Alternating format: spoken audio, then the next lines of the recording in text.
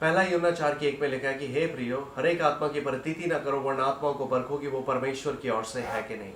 हम परख सकते हैं परमेश्वर के वचन के आधार पर, और किसी को परखना कोई पाप नहीं है, कोई गुनाह नहीं है, कोई सिन नहीं है। ये परमेश्वर का वचन हमें आज्ञा देता है परखने के लिए। और बड़ी ही खास बात की ओर आज परमेश्वर का वचन हमारा ध्यान केंद्रित करता है। और आगे इसी आयत में लिखा है, क्योंकि बहुत से झूठे भविष्यवक्ता जगत में निकल खड़े हुए हैं।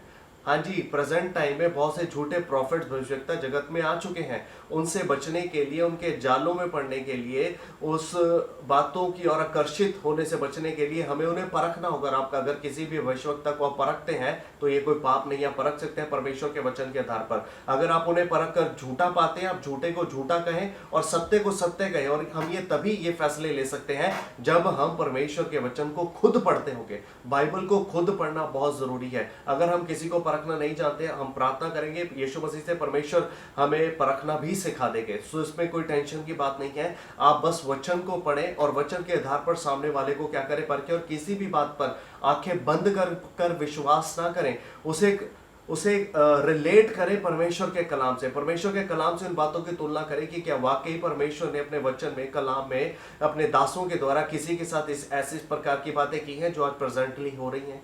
तो तभी हम उनके षड्यंत्र से, उनके जाल से तभी हम बच सकेंगे। इसलिए मेरे प्रियो, इस कलाम को जाने, पहचाने और अपने हृदय रूपी पटिया पर लिख ले कि हर एक आत्मा से प्रतीति ना करो, वरना आत्माओं को परखो कि वो परमेश्वर की ओर से है कि नहीं। क्योंकि जब हम अगर परखेंगे तभी बचे रहेंगे। कहीं ऐसा ना हो कि हम उनकी बातों में आकर सही ट्रैक पर चलते हुए गलत ट्रैक पर हो जाएं और उनके वो तो नर्क में जाएंगे झूठे भविष्यवक्ता, हमें भी जाना पड़ जाए। इसलिए बी अलर्ट हो जाए, वचन को पढ़ें और परखें। परखना कोई पाप नहीं है। आप वचन अपनी बाइबल्स में शायद को देख सकते हैं। तो परमेश्वर इन वचनों के द्वारा आप सबको आशीष दे, बरकत दे। God bless you all.